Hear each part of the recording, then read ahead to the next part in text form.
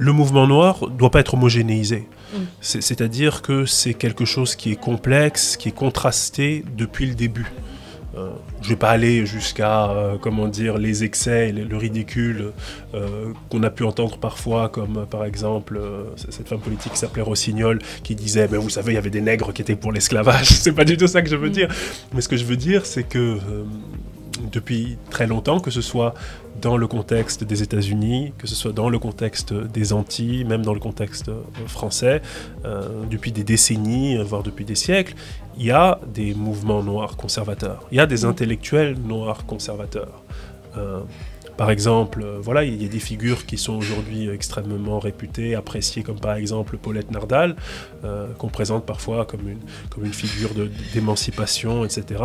Mais lorsque vous lisez avec un petit peu d'attention ces textes, vous voyez qu'elle était absolument favorable au général de Gaulle, qu'elle était favorable au maintien de la colonisation dans toute l'Afrique subsaharienne, qu'elle avait sur la question des mœurs, en tant que catholique fervente, des positions extrêmement conservatrices qu'aucune féministe déjà à l'époque et aujourd'hui progressiste ne pourrait soutenir.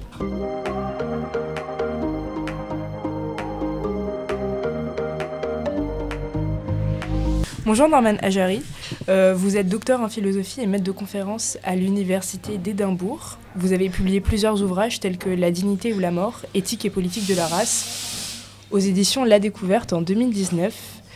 Il y a un an, vous avez fait paraître le manifeste afro-décolonial, le rêve oublié de la politique radicale noire aux éditions du Seuil, et c'est pour cet ouvrage qu'on vous reçoit aujourd'hui. Tout d'abord, vous commencez le manifeste avec cette phrase: ce manifeste afro-colonial se veut être une réactualisation des rêves oubliés de la politique radicale noire. Quels sont les rêves politiques que tu cherches à réactiver, s'il te plaît? Non, je pense que, en premier lieu, le plus vaste, on va dire, celui qui est peut-être le nom derrière lequel le plus de projets différents et à mes yeux intéressants se sont agglomérés, c'est le projet du panafricanisme, c'est-à-dire l'unification politique et sociale de ce vaste continent qu'est l'Afrique. On a souvent cette blague quand les gens font des généralisations un petit peu hâtives sur l'Afrique. N'oublie pas que l'Afrique n'est pas un pays. Et le panafricanisme, c'est un petit peu l'idée que justement ce serait pas mal si c'était un pays. Ce ne serait pas forcément quelque chose qui serait de l'ordre, comment dire, de la généralisation et du cliché, mais que ça pourrait être au contraire un véritable projet politique, et que les espèces de frontières qui ont été hâtivement dessinées, notamment au cours de la conférence de Berlin en 1885, où les différentes grandes puissances occidentales se sont partagées ce continent comme un gâteau. Alors on voit, quand on regarde la carte, on voit que les frontières ont été tracées au cordeau, que ce sont des espèces de rectangles, que ce ne sont pas des frontières qui ont été patiemment forgées par l'histoire et par les séparations naturelles, comme c'est le cas lorsqu'on regarde la carte, par exemple, de l'Europe, mais que ce sont des frontières qui sont simplement le fruit de calculs sociaux et d'intérêts, de puissances qui se sont simplement divisées des terres pour en avoir la jouissance. C'est tout ça qui serait possible de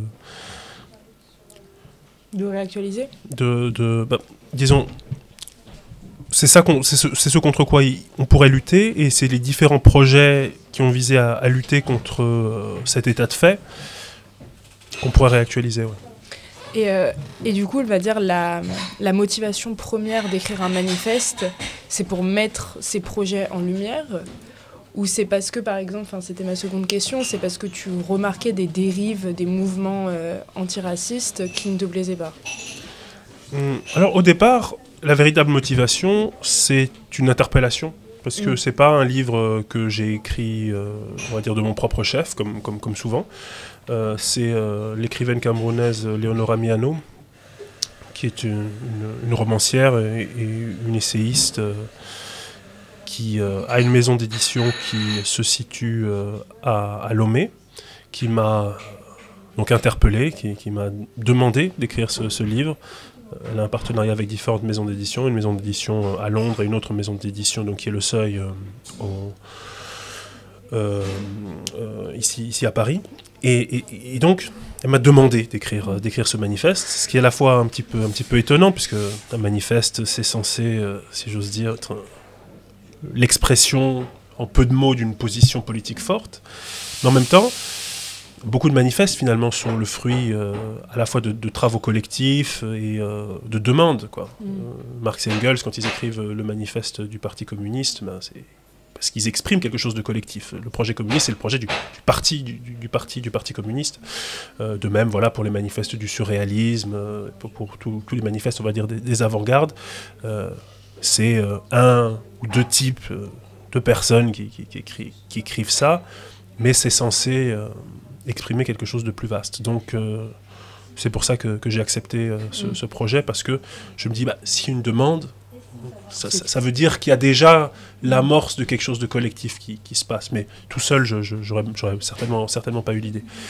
Alors, oui, donc c'était aussi pour ça, pour exprimer des idées politiques un petit peu que j'avais disséminées dans mes ouvrages précédents, plus politiques, et dans, voilà, un petit peu disons un peu l'activisme que j'avais pu faire dans divers mouvements sociaux, diverses organisations politiques. Et aussi, effectivement, parce que dans ces mouvements, dans ces organisations politiques, je voyais qu'il y avait différentes tendances, différentes manières d'interpréter l'antiracisme, d'interpréter la lutte contre les discriminations, d'interpréter le destin politique et les stratégies politiques de ce qu'on pourrait appeler grossièrement le mouvement ou les mouvements noirs. Et donc, j'ai cru judicieux de faire une petite analyse de cette situation et voilà, d'apporter ma perspective sur cela.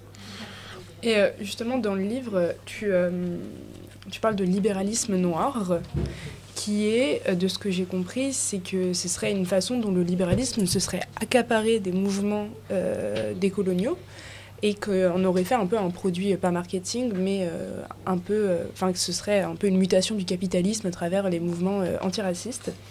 Et tu es fortement critique envers ces mouvements. Je voulais savoir, est-ce que la genèse de ce libéralisme noir, elle est liée à la transformation de la société, ou quand même c'est spécifique au mouvement antiraciste ? C'est pas spécifique au mouvement antiraciste, car je pense qu'il y a ces tendances dans n'importe quel type de mouvement de libération, de mouvement, révolutionnaire ou même plus généralement progressiste. Mais évidemment, dans chaque histoire, il y a des spécificités. Et très souvent, on ne peut pas uniquement considérer que c'est le pur produit de la récupération. Bien sûr, il y a toujours cette récupération, dont ce qui est devenu un petit peu le symbole, comme en parlaient Chiapello et Boltanski dans Les habits neufs du capitalisme, des Che Guevara sur des t-shirts, ce genre de choses. Évidemment, ça, c'est le côté, on va dire, la partie émergée de l'iceberg et l'aspect le plus caricatural. Mais le mouvement noir ne doit pas être homogénéisé. C'est-à-dire que c'est quelque chose qui est complexe, qui est contrasté depuis le début. Je ne vais pas aller jusqu'à les excès et le ridicule qu'on a pu entendre parfois, comme par exemple cette femme politique qui s'appelait Rossignol, qui disait vous savez, il y avait des nègres qui étaient pour l'esclavage. C'est pas du tout ça que je veux dire. Mais ce que je veux dire, c'est que depuis très longtemps, que ce soit dans le contexte des États-Unis, que ce soit dans le contexte des Antilles, même dans le contexte français, depuis des décennies, voire depuis des siècles, il y a des mouvements noirs conservateurs, il y a des intellectuels noirs conservateurs. Par exemple, il y a des figures qui sont aujourd'hui extrêmement réputées, appréciées, comme par exemple Paulette Nardal, qu'on présente parfois comme une figure d'émancipation, etc. Mais lorsque vous lisez avec un petit peu d'attention ces textes, vous voyez qu'elle était absolument favorable au général de Gaulle, qu'elle était favorable au maintien de la colonisation dans toute l'Afrique subsaharienne, qu'elle avait sur la question des mœurs, en tant que catholique fervente, des positions extrêmement conservatrices qu'aucune féministe déjà à l'époque et aujourd'hui progressiste pourrait soutenir. Et pourtant, c'est une grande figure, on va dire, intellectuelle noire, mais on a parfois des clichés sur ce qu'est ce mouvement noir, et on a tendance à penser que si on est noir, si on a une certaine idée de l'émancipation noire, et cette émancipation, on la conçoit forcément sous les atours soit du socialisme, du communisme, de la révolution politique, etc., surtout quand on est de gauche, mais en réalité, ce n'est pas le cas. Et donc, ce libéralisme noir, aujourd'hui, il peut prendre différentes formes, et même parfois des formes progressistes, mais en réalité, c'est juste une tendance dans toute une histoire politique qui a les mêmes types, si vous voulez, de nuances et de différentes tendances, avec évidemment des spécificités dues à l'histoire, mais le même type de tendance que vous trouvez dans n'importe quel contexte politique. C'est pas parce qu'on est un groupe opprimé qu'on va répondre à cette oppression avec toujours le même agenda.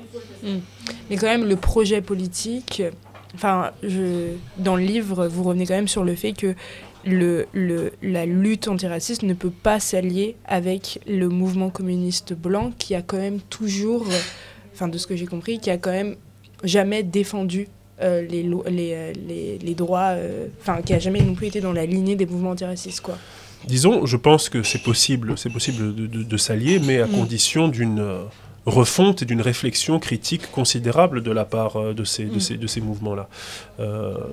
Car effectivement, il y a plusieurs critiques qu'on peut apporter à l'égard du mouvement communiste ou du marxiste ou de ce type de mouvement, disons, du mouvement ouvrier en général. Il est vrai que de plus en plus, on parle, c'est déjà une vieille histoire, Perry Anderson, qui était un intellectuel britannique communiste, parlait déjà de la différence entre le marxisme occidental et le marxisme oriental, Western Marxism et Eastern Marxism. Et donc, ce marxisme occidental, selon lui, c'était devenu un marxisme beaucoup plus intellectuel, avec, à partir d'auteurs comme Gramsci ou encore Lukács, et après tout un tas d'écrivains et d'intellectuels marxistes comme Althusser en France, Bertolt Brecht, c'était devenu quelque chose où la pensée avait une place particulière, et pour Perry Anderson, c'était une très bonne chose, mais le problème, c'est que ça a, selon d'autres personnes, selon d'autres critiques, ça a peu à peu éloigner ce marxisme occidental de ce qui est censé faire l'essentiel de son projet, de son destin, c'est-à-dire vraiment l'alliance avec les classes ouvrières.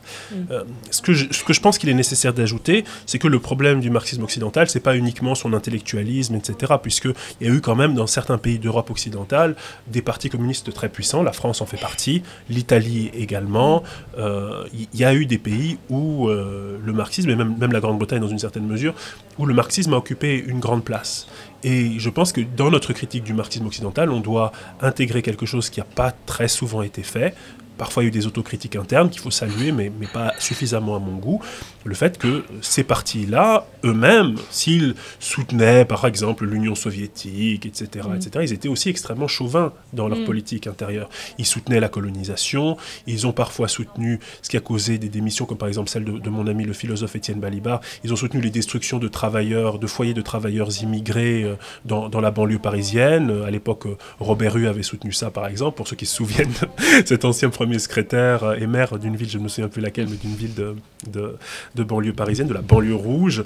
Et donc il y avait déjà à l'époque une certaine politique anti-immigrée, une certaine xénophobie à l'intérieur du Parti communiste, des positions géopolitiques qui étaient parfois extrêmement favorables à la France-Afrique. Ça, ce sont des choses qu'il faut également analyser, et ça fait partie, disons, de ce projet et de cette tradition du marxisme occidental. Et donc, on peut s'inspirer du marxisme oriental, je pense que c'est intéressant. Par marxisme oriental, qu'est-ce qu'on veut dire ? On veut dire voilà ce qui a été accompli par Lénine, ce qui a été accompli par le communisme chinois à un certain moment. C'est-à-dire, qu'est-ce qui est intéressant là-dedans ? C'est pas juste que c'est oriental parce que voilà, c'est exotique et tout, mais c'est des choses qui ont été accomplies par des nations, des États, des pays qui étaient obligés d'être confrontés à des situations coloniales ou semi-coloniales.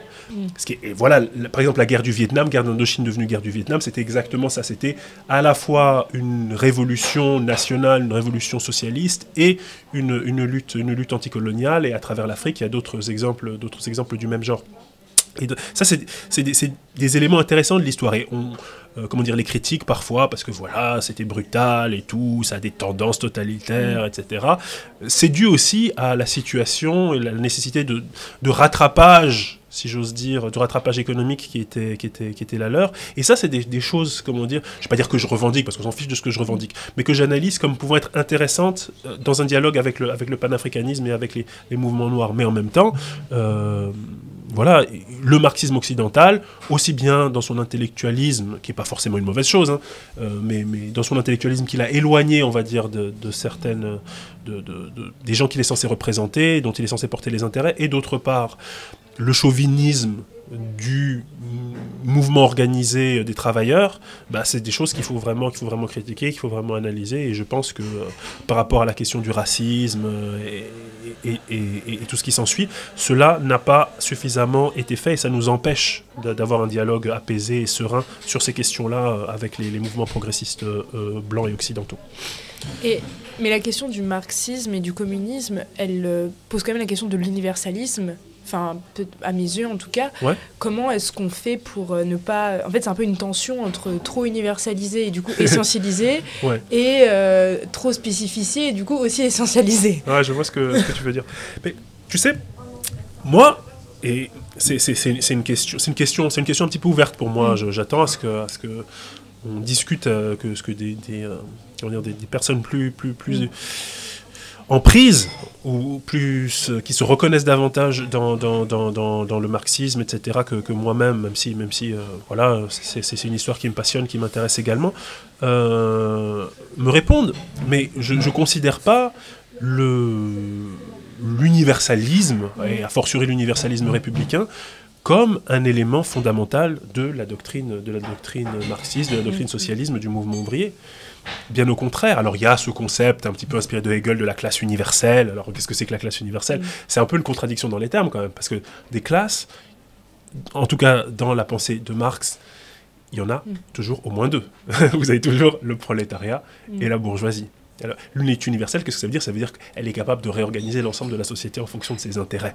Mais en même temps, elle n'est pas universelle au sens rousseauiste du terme de la volonté générale. Ça veut dire que tout le monde est d'accord. La volonté générale de Rousseau, c'est tout le monde est d'accord.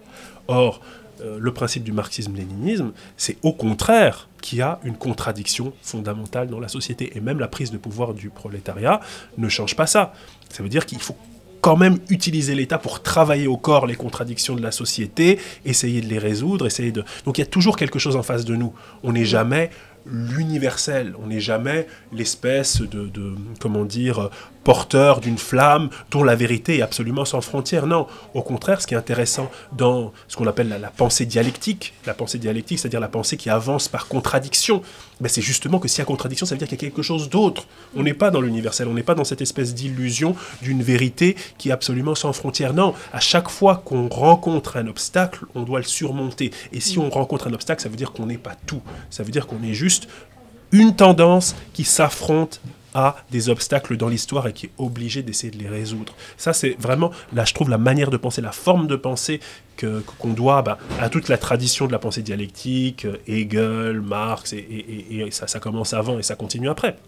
On ne va pas faire du name dropping inutile, mais c'est juste une manière de penser en disant les contradictions, c'est ça qui fait avancer l'histoire et c'est ça qui fait avancer la réflexion également. C'est une méthode pour aborder les sujets. Et pour moi, elle n'a rien à voir avec l'universalisme. Pour moi, c'est opposé à l'universalisme. Justement, c'est de toujours penser la finitude de nos points de vue et ce à quoi elle bute, ceux qui sont ces obstacles. Comment les dépasser et même parfois, comme dit Adorno, dépasser ça par la ruse. Adorno, un philosophe allemand du XXe siècle, parfois il faut ruser. Et donc tout ça, pour moi, ça va à l'encontre de l'universalisme et de cette espèce d'idée d'homogénéité de l'espace social où il y aurait des idées qui seraient absolument vraies, qui ne rencontreraient aucun obstacle. Et les gens qui font obstacle ne sont pas juste des gens avec des intérêts différents, mais sont simplement des gens qui sont dans la fausseté, dans l'illusion, etc. etc. Voilà, donc pour moi, la pensée dialectique est très précieuse. Et justement, sur ces idées un peu abstraites qui perdent toute matérialité, tu mentionnes l'importance qu'a pris la question de l'identité dans les mouvements antiracistes. Et tu introduis le terme de blackness, de noirceur, dans un autre de tes écrits, mais que tu reprends dans le manifeste. Est-ce que tu peux revenir sur cette mutation un peu... Oui, parce qu'il y a une apparente contradiction, si on considère les choses un petit peu rapidement, on va dire, comment ça, il critique l'identité, mais en même temps, il parle de la noirceur, de la condition noire, c'est quand même censé être une identité, ça, non ? Peut-être bien que oui, peut-être bien que non, mais en tout cas, je ne pense pas que c'est une identité au sens où ce que j'entends par identité, c'est quelque chose qu'on se choisit, quelque chose qu'on se fabrique ou qu'on revendique, quelque chose qui a, comme pourrait dire Judith Butler à propos du genre, une dimension performative. Ça veut dire qu'on performe une identité. On la fabrique, on essaie de la projeter en dehors de soi. Or, des choses comme, par exemple, une classe sociale, il y a peut-être une petite dimension performative, de se dire, est-ce qu'on ressemble à quelque chose, bon, mais ça c'est très superficiel. Au fond, une classe sociale, c'est, est-ce que tu es exploité dans ton travail ou pas ? Est-ce que tu es entrepreneur ? Est-ce que tu es ouvrier ? Est-ce que tu es employé ? Est-ce que tu es cadre ? Est-ce que tu es profession libérale ? Ça, ce sont des classes sociales, c'est quelque chose qui te situe objectivement dans la société. Or, je crois que la noirceur, la condition noire, plus généralement la condition raciale, mais la noirceur à cet égard est très significative, ou très, très emblématique, parce qu'il n'y a pas beaucoup de... Comment dire, elle souffre moins d'ambiguïté que d'autres positions raciales, comme la position juive ou même la position nord-africaine, avec toutes ces, subtilités, kabyles, etc. Il y a quelque chose dans la noirceur qui fait qu'elle a toujours été positionnée comme l'opposé le plus diamétral du blanc. Et donc, en plus, dans des contextes, par exemple comme les États-Unis, avec la one drop rule, qui fait que si vous avez une seule goutte de sang noir, vous êtes noir et c'est fini, ça rend les choses encore plus drastiques qu'aux Antilles françaises, par exemple, où c'est plus subtil. Et ça, c'est une condition qui est bien spécifique, et qui est bien particulière et qu'on ne choisit pas. C'est-à-dire, vous pouvez performer votre noirceur en rajoutant, si vous voulez, en portant un dashiki, en faisant des dreads, en faisant une afro, etc. Mais c'est de l'ordre de la décoration, au même titre que porter une salopette si vous êtes un ouvrier, c'est de la décoration, ou mettre un costard si vous êtes un employé du McDonald's le week-end ne fera pas de vous un CEO, vous voyez ce que je veux dire. Donc il y a évidemment une dimension de performance, de performativité, une dimension esthétique dans tout ça. On peut adopter plus ou moins, approfondir plus ou moins certaines esthétiques, mais il y a une dimension d'appartenance fondamentale que l'on ne choisit pas et qui va induire certains comportements, par exemple évidemment dans le cas de la condition noire, certains comportements de la police, certains comportements des personnes qui vont vouloir vous louer un travail, des employeurs potentiels, tout ça, tout cela est documenté, ça vous place, vous institue dans un monde qui est vécu différemment de ceux de membres d'autres groupes raciaux, sociaux, ethniques. Le monde qu'expérimente et que vit une personne noire n'est pas le même monde qu'expérimente et que vit une personne blanche. Donc pour moi, ce qui compte, c'est pas l'identité, c'est-à-dire toute cette dimension d'esthétique dans laquelle on va emballer cette condition-là, soit pour la rendre plus vivable, soit pour la revendiquer davantage, soit au contraire pour l'atténuer, pour essayer de se montrer plus présentable. Tout ça est intéressant à analyser, je ne dis pas le contraire, mais je pense que c'est pas ça le plus fondamental. Le plus fondamental, c'est pas ce qui fait partie de l'identité, mais au contraire ce qui fait partie de quelque chose de plus essentiel, c'est-à-dire tout ce qu'on ne choisit pas. Et en fait, c'est ça que j'analyse. On perdrait un peu la substance même le produit même de base pour analyser des identités qui sont un peu non fixes, ambiantes. Voilà. Et surtout, si on commence à prendre ces questions noires et ces questions raciales sous le pur prisme de l'identité, eh bien, on oublie le fait qu'elles sont héritées, fabriquées par l'histoire, et que c'est pas simplement en les niant qu'on va les faire disparaître.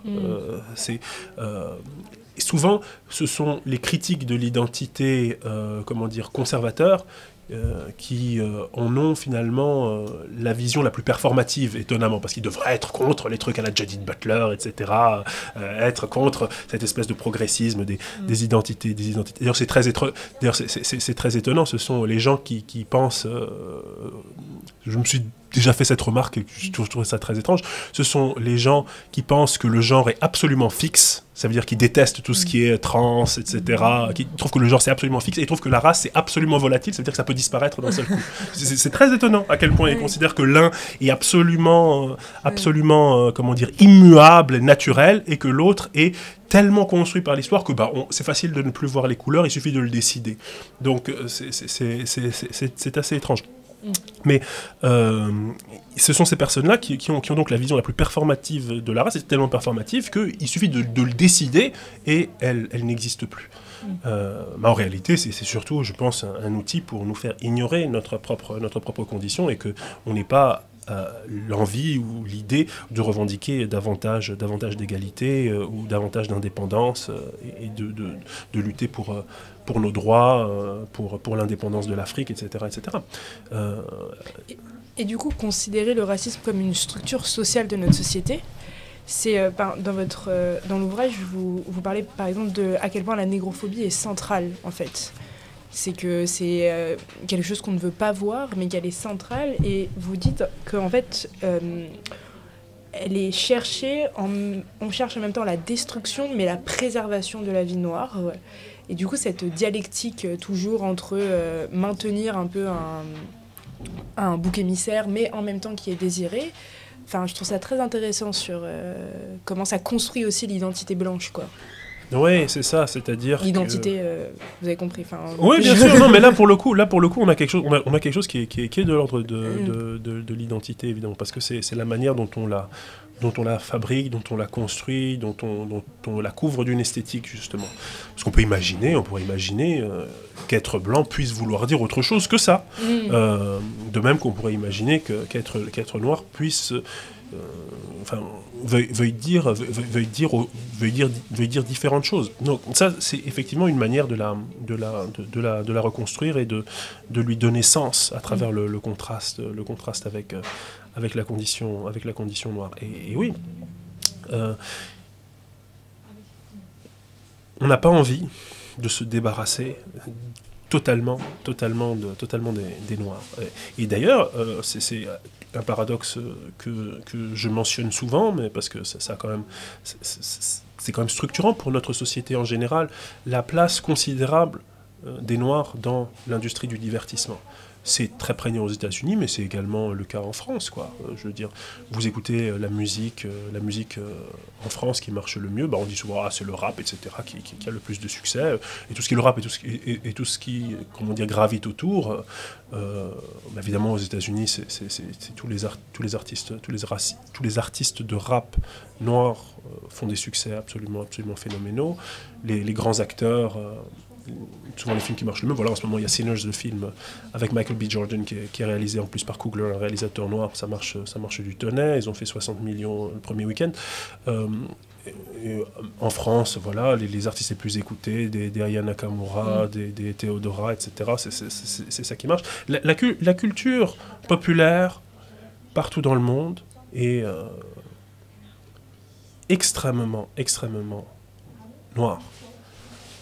Et même lorsque ce ne sont pas des artistes noirs en tant que tels, ce sont des artistes blancs qui travaillent sur des genres musicaux qui ont été forgés par les Noirs.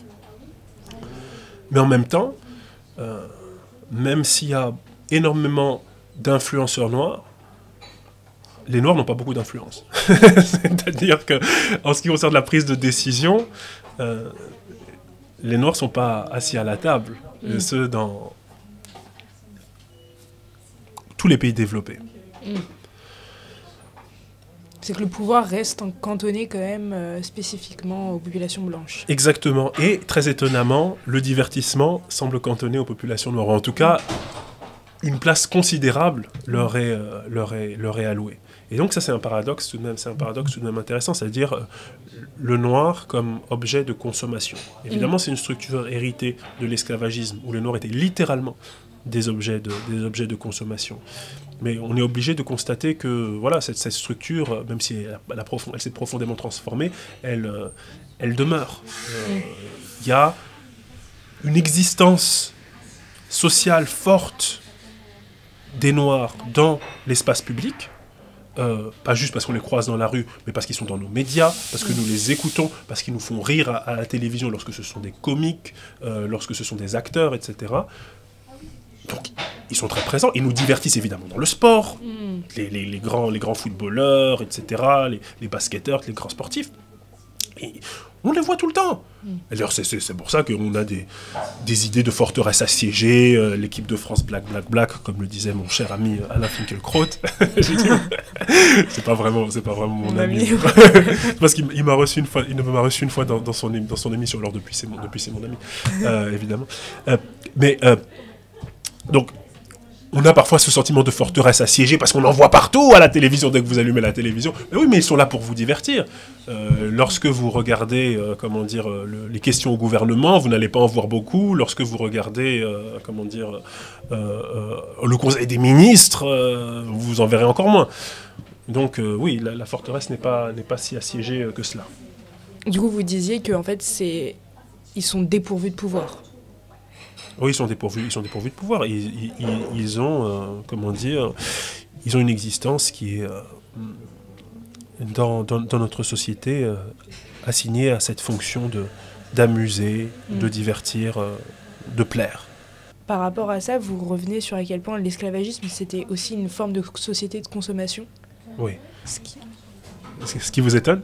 C'est pas ce qui étonne, mais c'est pas ce qu'on dirait en premier temps de la société esclavagiste. Oui, parce que évidemment ça dépend de quelle manière on le prend. Bien entendu, ce n'est pas, c'est pas la chose à laquelle on pense en premier, puisque c'est avant tout une société de grande violence, une société de déshumanisation, une société de brutalité sans nombre.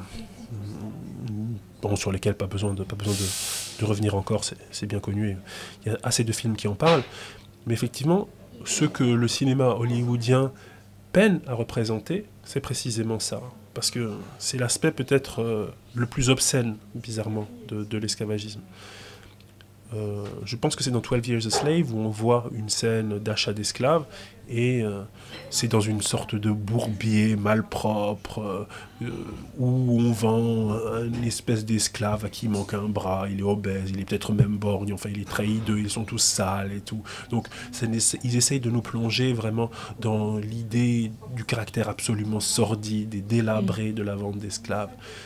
Mais ça, c'est historiquement faux. Bien sûr qu'il devait y avoir des petites ventes à la sauvette comme ça d'esclaves dans une espèce de marécage un petit peu glauque. Mais c'est pas du tout ça le gros de la vente des esclaves. Le gros de la vente des esclaves, ce sont des marchés qui ressemblent un petit peu, allez, pour faire une comparaison sans doute excessive, mais enfin, qui sont un petit peu un Disneyland pour les Blancs qui veulent acheter des esclaves. Au contraire, c'est propre. On nettoie les esclaves avant pour pouvoir les vendre, puisque ce sont des produits, ce sont des marchandises, donc il faut les rendre belles.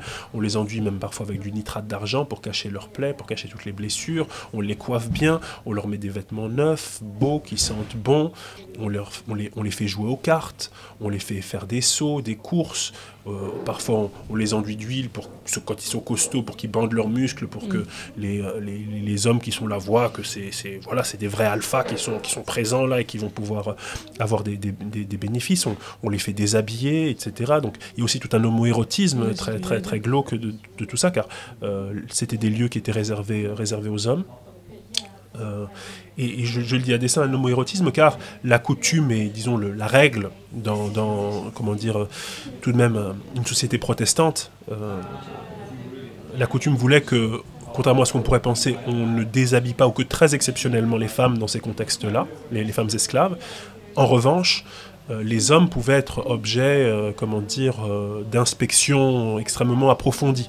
C'est-à-dire que, eh bien, on pouvait aller jusqu'à leur palper les organes génitaux, etc., en public. Ce qui, donne une ambiance, vous pouvez imaginer une ambiance particulièrement glauque. Des hommes comme ça, agglutinés, qui se mettent autour d'un pénis pour le triturer, pour voir si la personne n'a pas la syphilis. C'est quand même un drôle de délire. Mais tout ça se fait dans l'amusement et dans le divertissement des personnes qui sont là, qui sont riches, puisque pour pouvoir acheter des esclaves, il faut être riche, et ou bien, encore une fois, comme le dit la théoricienne africaine-américaine Saidiya Hartman, les esclaves étaient sommés de simuler leur contentement et leur consentement à ce qui les arrivait, à ce qui leur arrivait, car le but était tout simplement de stimuler la pulsion d'achat. C'est pour ça que je parle vraiment de société de consommation. Et un esclave noir, c'est vraiment la marchandise absolue. C'est-à-dire, il n'y a pas dans la société moderne de, je pense, marchandise plus intéressante pour l'acheteur que celle-là. Imaginez acheter un être humain, quelque chose qui peut vous parler, qui peut vous répondre. Enfin, c'est une marchandise qu'aujourd'hui encore on essaye d'émuler, que des gens comme comment dire, le patron d'Apple, Steve Jobs, essaie d'émuler en faisant des téléphones qui parlent, que Elon Musk essaie d'émuler avec des voitures qui se conduisent toutes seules et qui vous répondent. Enfin, c'est vous voulez une marchandise qui parle.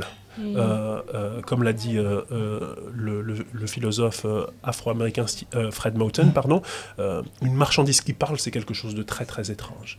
Et c'est quelque chose qui a excité vraiment le rêve des acheteurs américains, antillais et sud-américains pendant très très longtemps.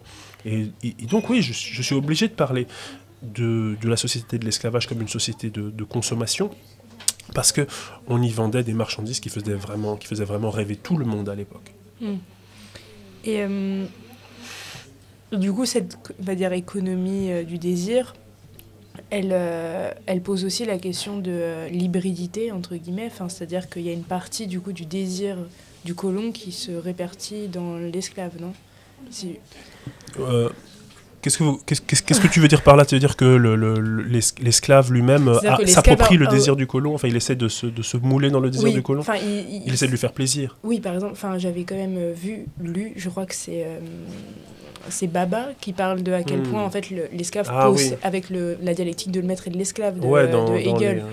Dans les lieux de la culture. Oui, l'esclave a toujours un pouvoir sur le maître parce qu'il répond à un désir que seul lui peut répondre au maître. Ouais, mais ça, tu vois, c'est exactement ce dont on parlait tout à l'heure avec la prééminence des Noirs dans la culture pop aujourd'hui. C'est-à-dire que, de cette histoire-là où les Noirs se sont présentés vraiment dans l'espace visuel du blanc comme des objets de désir, ils le sont restés. Et aujourd'hui, quand ils font de la musique, ils font la musique qui plaît à tout le monde, qui plaît bien sûr aux leurs, parce qu'il y a une grande tradition musicale dans la communauté noire où on fait de la musique ensemble. Et c'est encore une fois, puisque c'est comme un film qui m'a beaucoup marqué cette semaine quand je l'ai vu, Sinners, ça parle beaucoup de ça, de cet espace musical du blues qui se joue dans le club, entre nous, où on fait une musique absolument fabuleuse, qui met en transe tout le public qui est là, tous les membres de la communauté qui écoutent ça, mais aussi une musique à destination des autres, où on a appris donc à se mouler, comme tu dis, dans cette hybridité du désir, ce désir aussi à une mimétique où on mime ce qui plaît à l'autre, on essaie de devenir ce qui plaît au maître, ce qui plaît au colon, etc. Et ça aussi, ça participe de l'importance et de l'impact de la culture noire dans le monde actuel, parce que ils savent, les grands artistes de la pop culture noire savent ce qui plaît à n'importe quel public d'une certaine façon, mais c'est une opportunité, ou c'est un don d'une certaine façon, mais c'est aussi une prison. Puisque qu'est-ce qu'on est soi-même lorsque notre identité, ou même plus que notre identité, parce que ça attaque l'être carrément, ça, lorsqu'on n'est plus que ce qui répond aux attentes de quelqu'un d'autre. Qu'est-ce qu'on devient quand on est dans cette situation-là où l'essentiel de ce qu'on est, c'est notre capacité à faire plaisir à quelqu'un d'autre. Et justement, pour finir un peu sur un... En fait, ce qui est un peu compliqué, c'est d'envisager un projet politique qui... parce que là, on vient de parler de à quel point tout est conditionné, en fait, et limite essentialisé, mais envisager un projet politique qui arrive à se détacher de toute ces idées, etc., qui freinent, si je puis dire. Est-ce que, en fait, c'est la question de base qu'on pose dans toute société, est-ce que c'est plus par les conditions matérielles ou est-ce que c'est plus par les idées qu'il faut s'attaquer en premier? Je pense bien sûr que il faut d'abord s'attaquer aux conditions matérielles, bien sûr. Mais après, pour s'attaquer aux conditions matérielles, il faut avoir une idée de ce que c'est. Bon, c'est pas pour faire une mauvaise blague. Mais bien sûr, c'est à partir, des structures de pouvoir, des structures de production que les choses peuvent se transformer. Les grands lieux de lutte et de combat en Afrique sont aujourd'hui encore des zones d'extraction minérale, que ce soit autour des métaux rares. On parle beaucoup de ce qui se passe au Congo, qui servent à fabriquer nos téléphones, nos ordinateurs portables, etc. Que ce soit bien sûr d'autres zones d'extraction minérale autour du pétrole, autour du diamant, bref, autour de n'importe quelle ressource rare et onéreuse.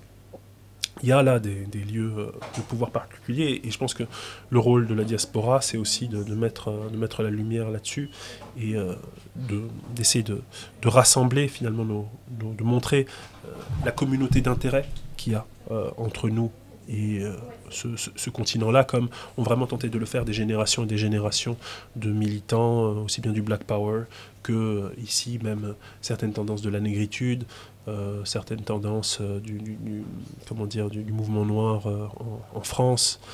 Je pense par exemple à quelqu'un comme Lamine Senghor, qui n'a rien à voir avec Léopold Senghor, le premier président du Sénégal. Il était sénégalais également, mais c'était un militant communiste noir de la première moitié du XXe siècle, qui avait ce genre de sujet à cœur. Bien sûr Fanon. Bref, il y a beaucoup de militants, d'activistes dans cette histoire-là. Et je pense qu'on peut aller puiser là-dedans pour repenser un petit peu notre condition et notre destin commun. Et vous plaidez du coup pour une fédération panafricaine communiste, c'est ça Oui, en gros, c'est ça pour le résumer un petit peu, c'est un petit peu ça le point d'orgue du livre. Et je dis fédération au sens où, et d'ailleurs ça se passe en France, il y a beaucoup d'organisations panafricaines qui travaillent ensemble, aussi bien l'organisation Umoja que l'organisation de tous les peuples africains qui avaient été fondés par Kwame Nkrumah, le premier président du Ghana, d'autres comme par exemple Kaobuntu qui représente la diaspora noire de l'océan Indien. Donc il y a beaucoup d'organisations comme ça qui se mettent de plus en plus à travailler ensemble, à se coordonner. J'ai eu la chance d'assister à certaines réunions qui étaient liées à ce type d'organisation. Donc ça se fédère. Ce que je veux dire, c'est parce qu'il y a historiquement des mouvements panafricains qui sont différents, qui ont parfois quelques options et des racines un petit peu différentes, mais l'avantage qu'on a, c'est qu'on n'est pas des dogmatiques comme les trotskistes français qui ne peuvent pas s'encadrer, qui ne peuvent pas se voir, qui ne peuvent pas être dans une pièce ensemble sans s'insulter. Là non, fort heureusement, ces mouvements-là savent mettre leurs inimitiés de côté, discuter en bonne intelligence, se renforcer les uns les autres. Et voilà, quand je parle de fédération, c'est ça, parce que tout simplement, on ne peut pas penser et rêver à un État fédéral comme le font tous ces mouvements, un État fédéral africain, ou aussi qui serait aussi lié à la diaspora, comme le font tous ces mouvements, si on n'arrive pas à s'entendre entre 2, 3, 4 partis et groupuscules. Si on commence déjà à se disputer, comment est-ce qu'on peut s'imaginer unifier un continent qui comporte plus de 50 pays? Voilà, donc ça commence déjà par ce fait de lutter contre notre grande peur, qui est finalement même pas une peur de la différence, mais une peur de l'unité, de l'unification et du dialogue. Et donc, ça marche en réalité, ça se fait, ça avance.